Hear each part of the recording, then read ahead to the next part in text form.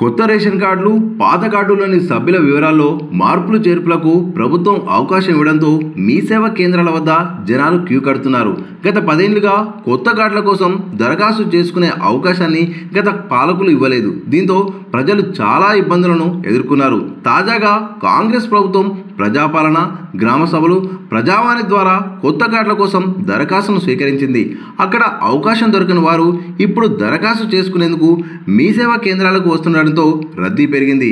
ఇక గ్రామీణ మండలాల్లో కన్నా మున్సిపాలిటీల్లోనే జనాలు కొత్త రేషన్ కార్డుల కోసం దరఖాస్తు చేసుకుంటున్నారు. ఈ విషయాన్ని మీ సేవా కేంద్రాల నిర్వాహకులు స్పష్టం చేశారు. సోమవారం రాత్రి నుండి అప్లికేషన్ల కోసం వెబ్సైట్ అందుబాటులోకి వచ్చింది.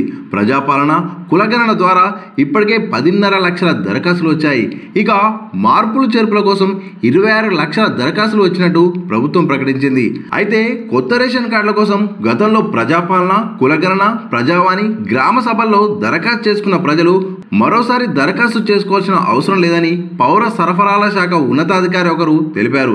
ప్రజాపాలనలో వచ్చిన దరఖాస్తుల పరిశీలన దాదాపు పూర్తయిందని, త్వరలో డిజిటల్ కార్డులకు సంబంధించిన ప్రక్రియ ప్రారంభించేందుకు సన్నాహాలు చేస్తున్నట్టు పేర్కొన్నారు.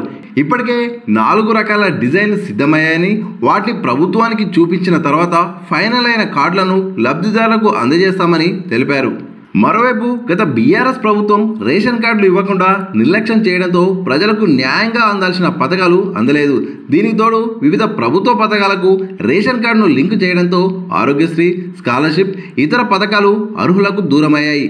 కాంగ్రెస్ ప్రభుత్వం కొత్త కార్డులు ఇస్తామని ప్రకటించడంతో middle class, lower middle class ప్రజల్లో ఆశలు చిగురించాయి.